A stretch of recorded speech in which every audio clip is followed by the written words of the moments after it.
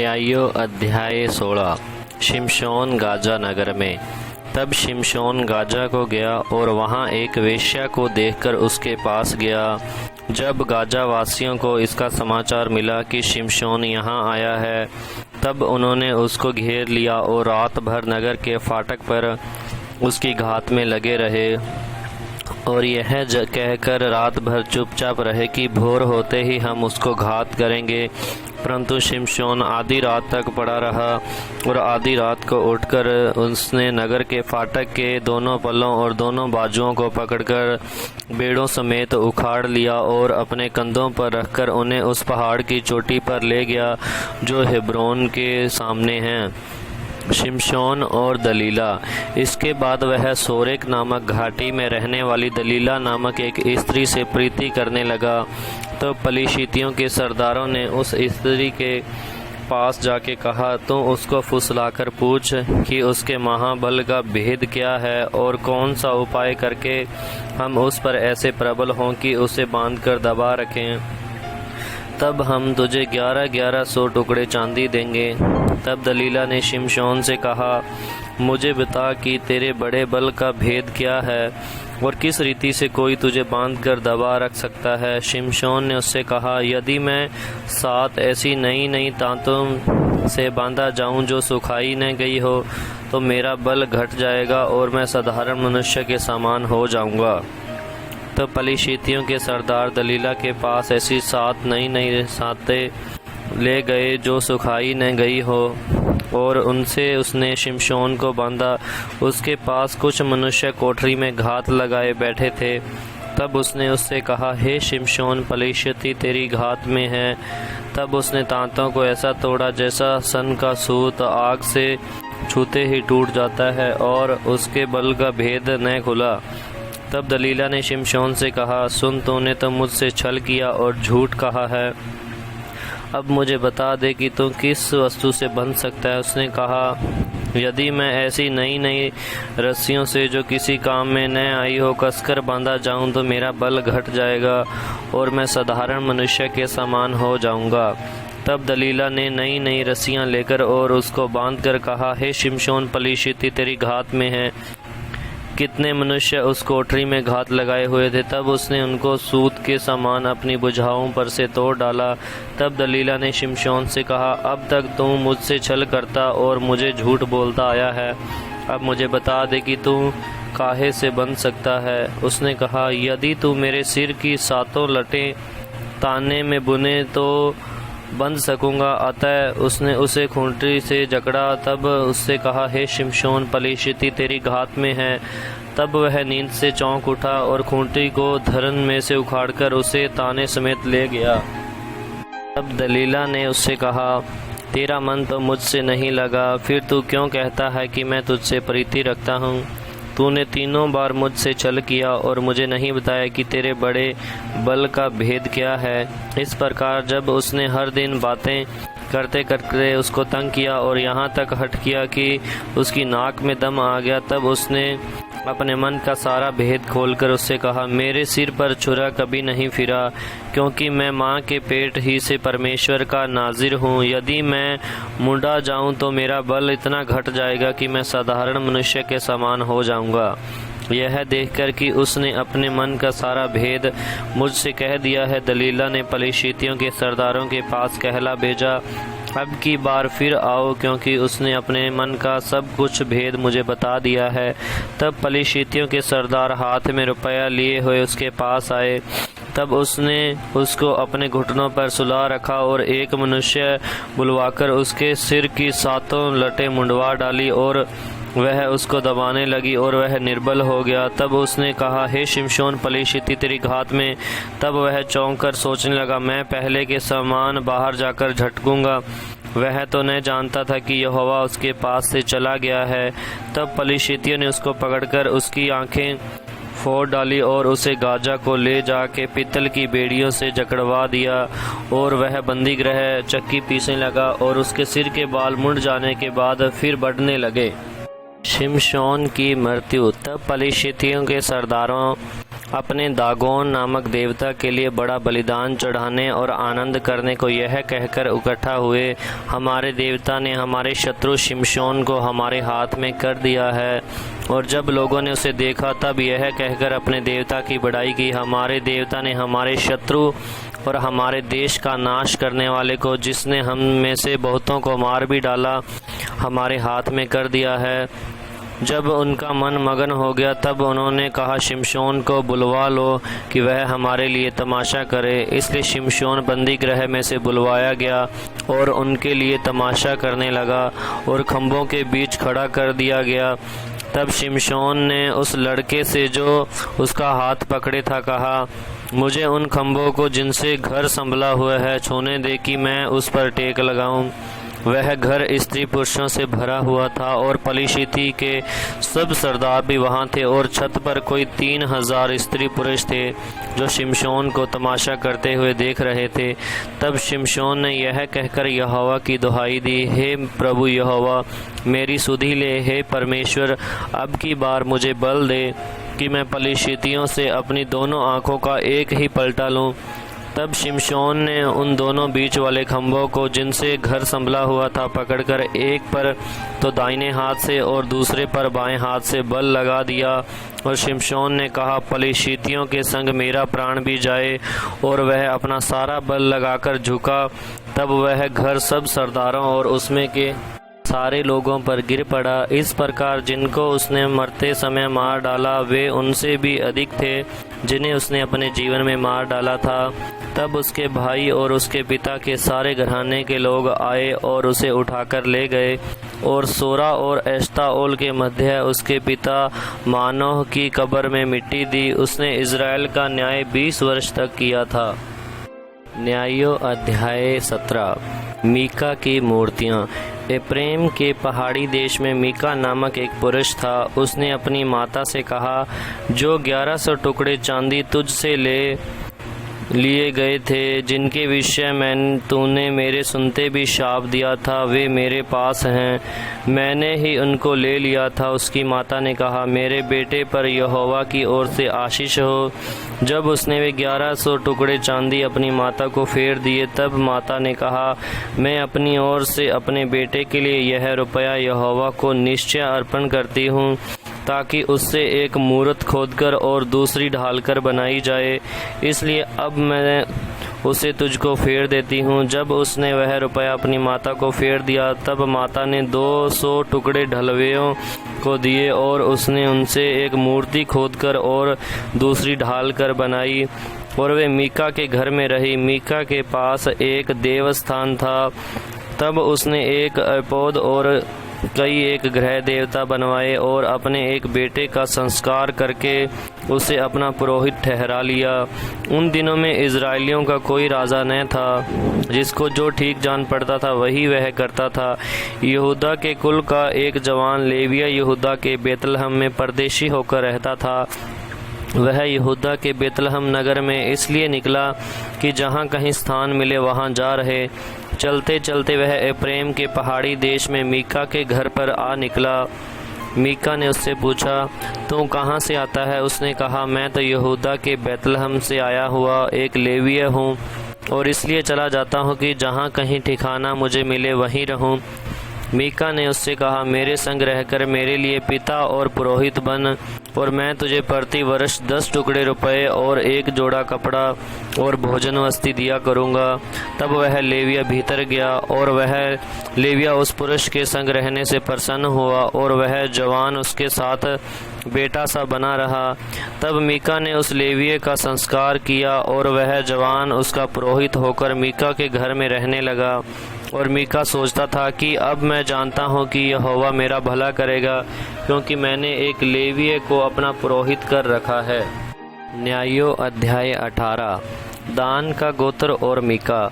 उन दिनों में इज़राइलियों का कोई राजा न था और उन्हीं दिनों में दानियों के गोत्र के लोग रहने के लिए कोई भाग ढूंढ रहे थे, क्योंकि इज़राइली गोत्रों के बीच उनका भाग उस समय तक न मिला था।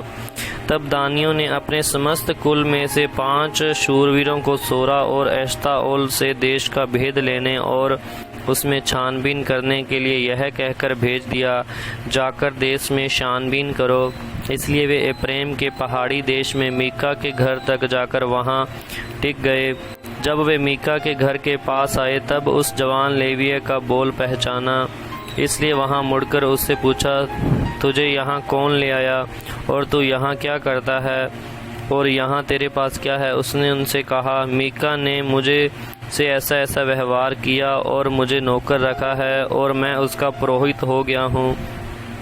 इसलिए उससे कहा, परमेश्वर से सलाह ले कि हम जान लें कि जो यात्रा हम करते हैं वह सफल होगी या नहीं। पुरोहित ने उनसे कहा, कुशल से जाओ, जो यात्रा तुम करते हो उस पर यहोवा की कृपा दृष्टि है। तब वे 5 मनुष्य चल निकले और लेश को जाकर वहां के लोगों को देखा कि वे सीदोनियों के समान निडर, बेढके और शांति से रहते हैं और इस देश का कोई अधिकारी नहीं है जो उन्हें किसी काम में रोके, और ये सीदोनियों से दूर रहते हैं और दूसरे मनुष्यों से कोई व्यवहार नहीं रखते।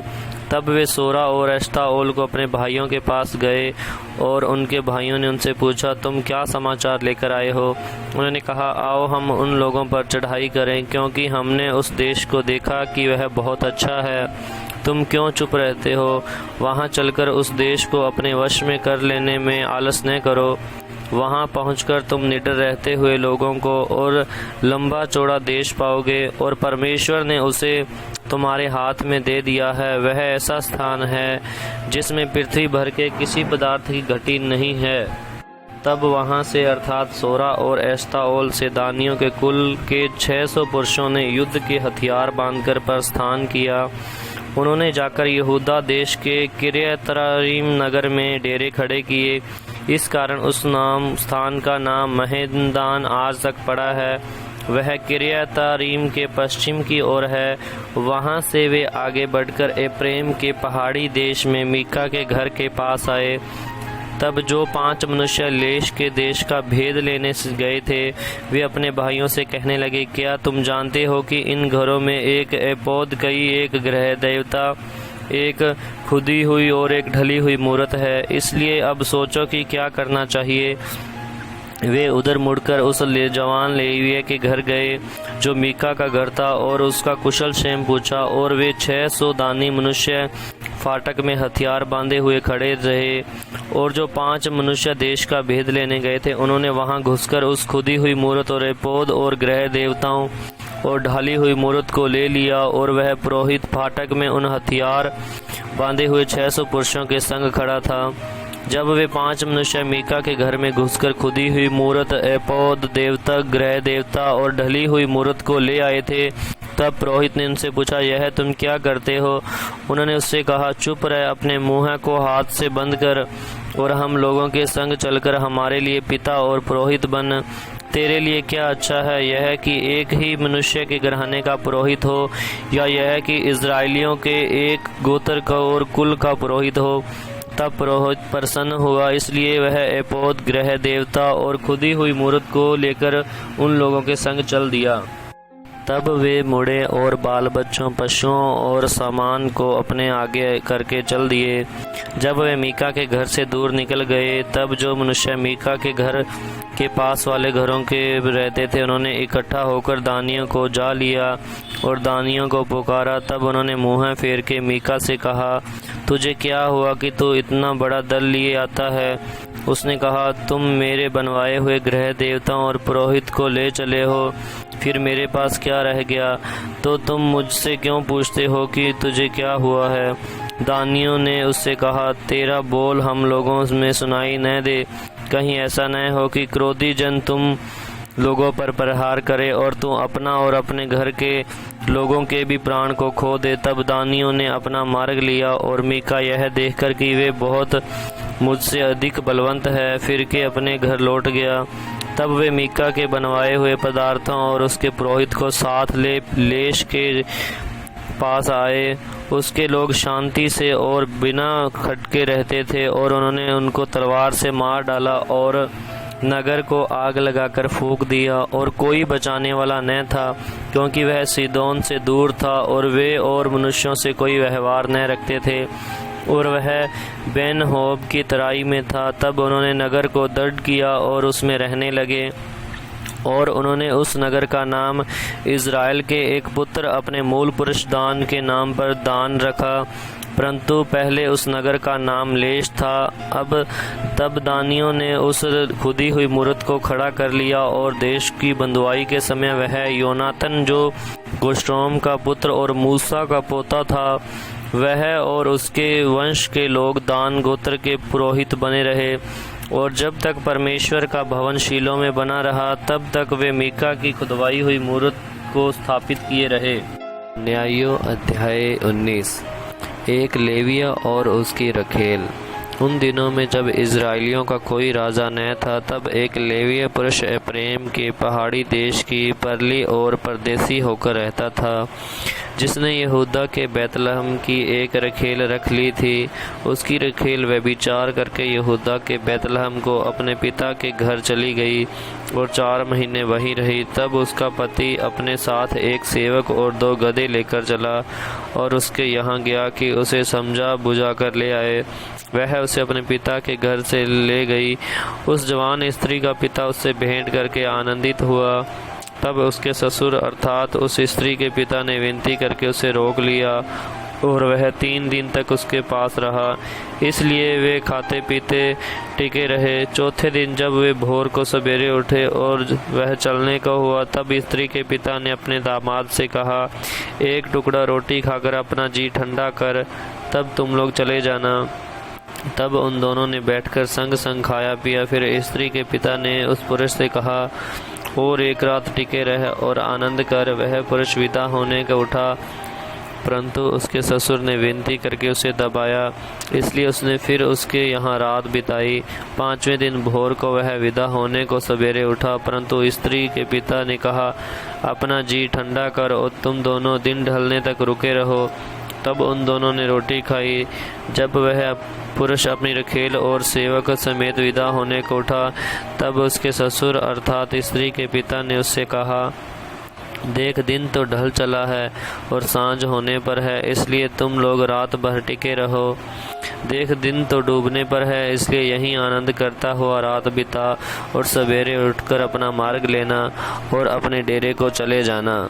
परंतु उस पुरुष ने उस रात को टिकना न चाहा, इसलिए वह उठकर विदा हुआ और काठी कसे हुए 2 गधे और अपनी रखेल संग लिए हुए यबूस के सामने तक, जो यरूशलेम कहलाता है, पहुंचा।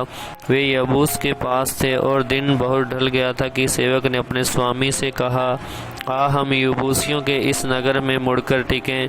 उसके स्वामी ने उससे कहा, हम पराए नगर में, यहाँ कोई इजरायली नहीं रहता है, न उतरेंगे, गिबा तक चढ़ जाएंगे। फिर उसने अपने सेवक से कहा, हम उधर के स्थानों में से किसी के पास जाएं, हम गिबा या रामा में रात बिताएं। और वे लोग आगे की ओर चले और उनके बिन्यामीन के गिबा के निकट पहुंचते पहुंचते सूर्य अस्त हो गया, इसलिए वे गिबा में टिकने के लिए उसकी ओर मुड़ गए। और वह भीतर जाकर उस नगर के चौक में बैठ गया, क्योंकि किसी ने उनको अपने घर में न टिकाया। तब एक बूढ़ा और खेत के काम को निपटाकर सांझ को चला आया। वह तो प्रेम के पहाड़ी देश का था और गिबा में परदेसी होकर रहता था, परंतु उस स्थान के लोग बिन्यामीनी थे। उसने आंखें उठाकर उस यात्री को नगर के चौक में बैठे देखा और उस बूढ़े ने पूछा, तू किधर जाता है और कहाँ से आता है? उसने उससे कहा, हम लोग यहूदा के बैतलहम से आकर एप्रैम के पहाड़ी देश की परली ओर जाते हैं। मैं तो वहीं का हूँ और यहूदा के बैतलहम तक गया था और अपने घर को जाता हूँ, परंतु कोई मुझे अपने घर में नहीं टिकाता। हमारे पास गधों के लिए पुआल और चारा भी है, और मेरे और तेरी इस दासी और इस जवान के लिए भी जो तेरे दासों के संग है, रोटी और दाख मधु भी है, हमें किसी वस्तु की घटी नहीं है। बूढ़े ने कहा, तेरा कल्याण हो, तेरे प्रयोजन की सब वस्तुएं मेरे सिर हो, परंतु रात को चौक में न बिता। तब वह उसको अपने घर ले चला और गधों को चारा दिया। तब वे पाँव धोकर खाने पीने लगे। वे आनंद कर रहे थे कि नगर के लुच्चों ने घर को घेर लिया और द्वार को खटखटा कर घर के उस बूढ़े स्वामी से कहने लगे, जो पुरुष तेरे घर में आया है उसे बाहर ले आ कि हम उससे भोग करें। घर का स्वामी उनके पास बाहर जाकर उनसे कहने लगा, नहीं नहीं, हे मेरे भाइयों, ऐसी बुराई न करो। यह पुरुष जो मेरे घर पर आया है, इससे ऐसी मूढ़ता का काम मत करो। देखो, यहाँ मेरी कुंवारी बेटी है और उस पुरुष की रखेल भी है। उसको मैं बाहर ले आऊँगा और उनका पत पानी तो लो और उनसे तो जो चाहो सो करो, परंतु उस पुरुष से ऐसी मूढ़ता का काम मत करो। परंतु उन मनुष्यों ने उसकी न मानी। तब उस मनुष्य ने अपनी रखेल को पकड़कर उनके पास बाहर कर दिया और उन्होंने उससे कुकर्म किया और रात भर क्या भोर तक उससे लीला क्रीड़ा करते रहे और पो फटते ही उसे छोड़ दिया। तब वह स्त्री पो फटते ही जाके उस मनुष्य के घर के द्वार पर, जिसमें उसका पति था, गिर गई और उजियाले होने तक वहीं पड़ी रही। सवेरे जब उसका पति उठकर घर का द्वार खोला, अपना मार्ग लेने को बाहर गया, तो क्या देखा कि उसकी रखेल घर के द्वार के पास डेवढ़ी पर हाथ फैलाए हुए पड़ी है। उसने उससे कहा, उठ हम चलें। जब कोई उत्तर नहीं मिला, तब वह उसको गधे पर लादकर अपने स्थान को गया। जब वह अपने घर पहुंचा, तब छुरी ले रखेल को अंग अंग अलग करके काटा और उसे 12 टुकड़ों करके इज़राइल के देश में भेज दिया। जितनों ने उसे देखा वे सब आपस में कहने लगे, इज़राइलियों के मिस्र देश से चले आने के समय से लेकर आज के दिन तक ऐसा कुछ भी नहीं हुआ और न देखा गया। अतः इस पर सोच विचार सम्मति करो और बताओ। न्यायों अध्याय 20। इज़राइलियों द्वारा युद्ध की तैयारी। तब दान से लेकर बेशरबा तक के सब इज़राइली और गिलाद के लोग भी निकले और उनकी मंडली एक मत होकर मिस्पा में यहोवा के पास इकट्ठी हुई। और सारी प्रजा के प्रधान लोग वरन सब इज़राइली गोत्रों के लोग जो 4 लाख तलवार चलाने वाले प्यादे थे, परमेश्वर की प्रजा की सभा में उपस्थित हुए। बिन्यामीनियों ने सुना कि इज़राइली मिस्पा को आए हैं और इज़राइली पूछने लगे, हमसे कहो यह बुराई कैसे हुई। उस मार डाली हुई स्त्री के लेवीय पति ने उत्तर दिया, मैं अपनी रखेल समेत बिन्यामीन के गिबा में टिकने को गया था। तब गिबा के पुरुषों ने मुझ पर चढ़ाई की और रात के समय घर को घेर के मुझे घात करना चाहा और मेरी रखेल से इतना कुकर्म किया कि वह मर गई। तब मैंने अपनी रखेल को लेकर टुकड़े टुकड़े किया और इज़राइलियों के भाग के सारे देश में भेज दिया। उन्होंने तो इज़राइल में महापाप और मूढ़ता का काम किया है। सुनो हे इज़राइलियों, सब के सब देखो और यही अपनी सम्मति दो। तब सब लोग एक मन हो उठकर कहने लगे, न तो हम में से कोई अपने डेरे जाएगा और न कोई अपने घर की ओर मुड़ेगा, परंतु अब हम गिबा से यह करेंगे, अर्थात हम चिट्ठी डाल कर उस पर चढ़ाई करेंगे और हम सब इज़राइली गोत्रों में से 100 पुरुषों में से 10 और 1000 पुरुषों में से 100 और 10,000 में से 1,000 पुरुषों को ठहराएं कि वे सेना के लिए भोजन वस्तु पहुंचाए, इसलिए कि हम बिन्यामीन के गिबा में पहुंचकर उसको उस मूढ़ता का पूरा फल भुगता सकें जो उन्होंने इज़राइल से की है। तब सब इज़राइली पुरुष उस नगर के विरुद्ध एक पुरुष के समान संगठित होकर इकट्ठे हो गए। तब इज़राइली गोत्रियों के बिन्यामीन के सारे गोत्रियों में कितने मनुष्य यह पूछने को भेजे, यह क्या बुराई है जो तुम लोगों में की गई है। अब उन गिबावासी लुच्चों को हमारे हाथ कर दो कि हम उनको जान से मार के इज़राइल में से बुराई का नाश करें। परंतु बिन्यामीनियों ने अपने भाई इज़राइलियों की मानने से इनकार किया और बिन्यामीनी अपने अपने नगर में से आकर गिबा से इसलिए इकट्ठा हुए कि इज़राइलियों से लड़ने को निकले। और उसी दिन गिबावासी पुरुषों को छोड़ जिनकी गिनती 700 चुने हुए पुरुष ठहरी, अन्य नगरों से आए हुए तलवार चलाने वाले बिन्यामीनियों की गिनती 26,000 पुरुष ठहरी। इन सब लोगों में से 700 बेहत्थे चुने हुए पुरुष थे, जो सब के सब ऐसे थे कि गोफान से पत्थर मारने में भाल भर भी न चूकते थे। और बिन्यामीनियों को छोड़ इज़राइली पुरुष 4 लाख तलवार चलाने वाले थे। ये सब के सब योद्धा थे। बिन्यामीनियों से युद्ध। सब इजरायली उठकर बेतेल को गए और यह कहकर परमेश्वर से सलाह ली, और इजरायलियों ने पूछा, हम में से कौन बिन्यामीनियों से लड़ने को पहले चढ़ाई करे? यहोवा ने कहा, यहूदा पहले चढ़ाई करे। तब इजरायलियों ने सवेरे उठकर गिबा के सामने डेरे डाले, और इजरायली पुरुष बिन्यामीनियों से लड़ने को निकल गए, और इजरायली पुरुषों ने उससे लड़ने को गिबा के विरुद्ध पांति बांधी। तब बिन्यामीनियों ने गिबा से निकल उसी दिन 22,000 इजरायली पुरुषों को मार के मिट्टी में मिला दिया।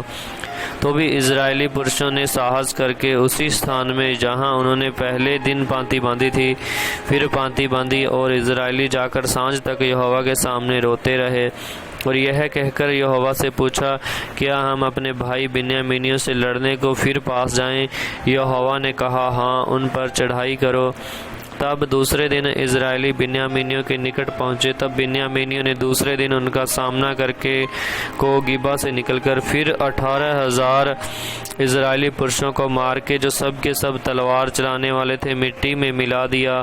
तब सब इजरायली वरन सब लोग बेतेल को गए और रोते हुए यहोवा के सामने बैठे रहे, और उस दिन सांझ तक उपवास किया और यहोवा को होम बलि और मेल बलि चढ़ाए। और इजरायलियों ने यहोवा से सलाह ली। उस समय परमेश्वर का वाचा का संदूक वहीं था, और पिनहास जो हारून का पोता और एलीआजार का पुत्र था, उन दिनों में उसके सामने हाजिर रहा करता था। उन्होंने पूछा, क्या हम एक और बार अपने भाई बिन्यामीनियों से लड़ने को निकलें या उनको छोड़ दें?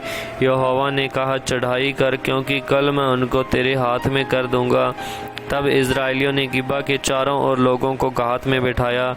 तीसरे दिन इजरायलियों ने बिन्यामीनियों पर फिर चढ़ाई की और पहले के समान गिबा के विरुद्ध पांति बांधी। तब बिन्यामीनी उन लोगों का सामना करने को निकले और नगर के पास से खींच गए, और जो दो सड़क, एक बेतेल को और दूसरी गिबा को गई, उनमें लोगों को पहले के समान मारने लगे, और मैदान में कोई 30 इजरायली मारे गए। बिन्यामीनी कहने लगे, वे पहले के समान हमसे मारे जाते हैं। परंतु इजरायलियों ने कहा, हम भागकर उनको नगर में से सड़कों में खींच ले आए। तब सब इजरायली पुरुषों ने अपने स्थान से उठकर बाल तामार में पाती बांधी, और घात में बैठे हुए इजरायली अपने स्थान से अर्थात मारे गेवा से अचानक निकले। तब सब इजरायलियों में से छांटे हुए 10,000 पुरुष गिबा के सामने आए, और घोर लड़ाई होने लगी, परंतु वे न जानते थे कि हम पर विपत्ति अभी पड़ना चाहती है।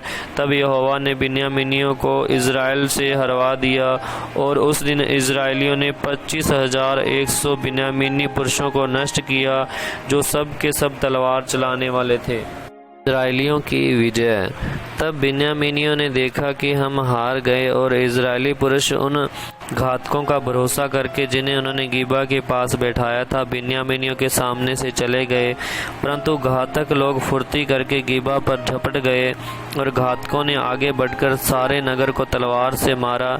इजरायली पुरुषों और घातकों के बीच यह चिन्ह ठहराया गया था कि वे नगर में से बहुत बड़ा धुएं का खंभा उठाएं।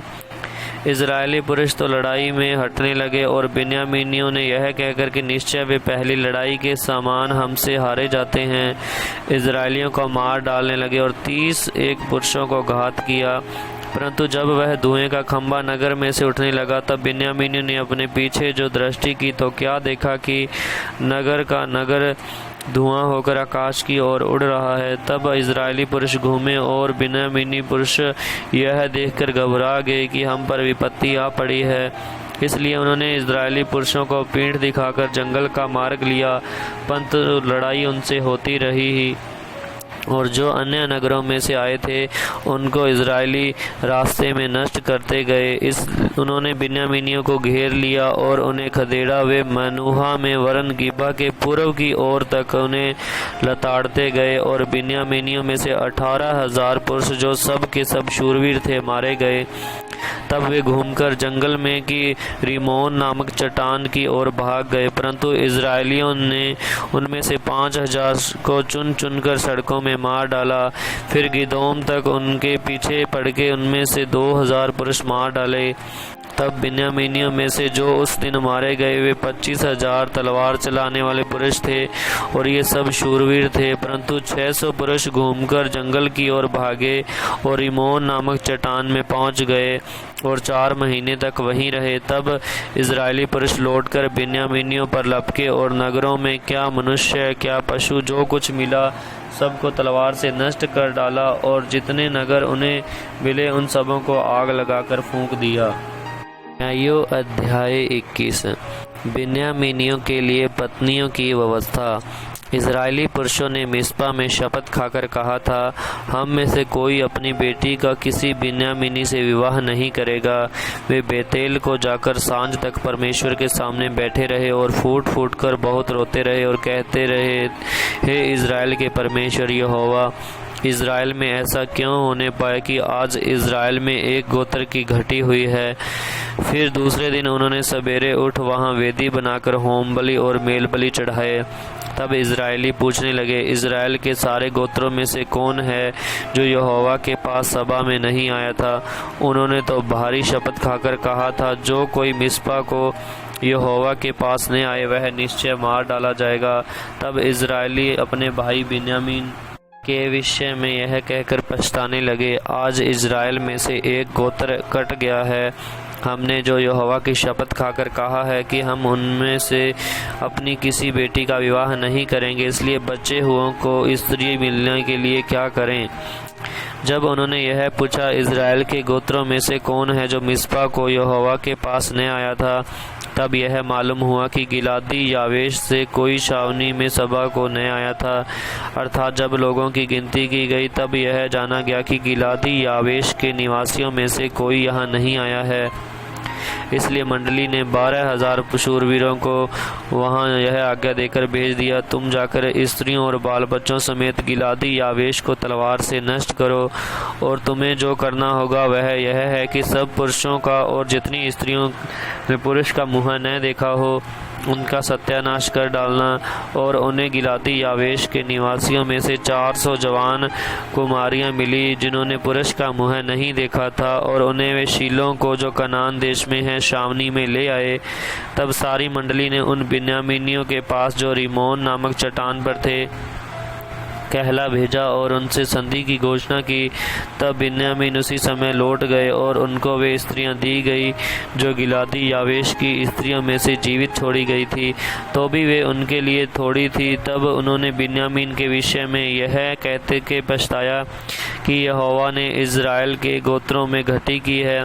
तब इजराइल की मंडली के वृद्ध लोगों ने कहा, बिन्यामीनी स्त्रियां तो नष्ट हुई है, तो बचे हुए पुरुषों के लिए स्त्री पाने का हम क्या उपाय करें। फिर उन्होंने कहा, बचे हुए बिन्यामीनियों के लिए कोई भाग चाहिए, ऐसा न हो कि इजराइल में से एक गोत्र मिट जाए। परंतु हम तो अपनी किसी बेटी का उनसे विवाह नहीं कर सकते, क्योंकि इजराइल ने यह कहकर शपथ खाई है कि शापित हो वह जो कोई किसी बिन्यामीनी से अपनी लड़की का विवाह करे। फिर उन्होंने कहा, सुनो, शीलो जो बेतेल के ऊपर की ओर है और उस सड़क के पूर्व की ओर है जो बेतेल से शकेन को चली गई है और लाबोना के दक्षिण की ओर है, उसमें प्रति वर्ष यहोवा का एक पर्व माना जाता है। और उन्होंने बिन्यामीनियों को यह आज्ञा दी, तुम जाकर दाख की बारियों के बीच घात लगाए बैठे रहो और देखते रहो, और यदि शीलो की लड़कियां नाचने को निकली तो तुम दाख की बारियों में से निकलकर शीलो की लड़कियों में से अपनी अपनी स्त्री को पकड़कर बिन्यामीनियों के देश को चले जाना। और जब उनके पिता या भाई हमारे पास झगड़ने को आए तब हम उनसे कहेंगे, अनुग्रह करके उनको हमें दे दो, क्योंकि लड़ाई के समय हमने उनमें से एक एक के लिए स्त्री नहीं बचाई, और तुम लोगों ने तो उनका विवाह नहीं किया, नहीं तो तुम अब दोषी ठहरते। तब बिन्यामीनियों ने ऐसा ही किया, अर्थात उन्होंने अपनी गिनती के अनुसार उन नाचने वालियों में से पकड़कर स्त्रियां ले ली। तब अपने भाग को लौट गए और नगर को बसाकर उसमें रहने लगे। उसी समय इजराइल भी वहां से चलकर अपने गोत्र और अपने अपने घराने को गए, और वहां से वे अपने अपने निज भाग को गए। उन दिनों में इजराइलियों का कोई राजा न था, जिसको जो ठीक जान पड़ता था वही वह करता था।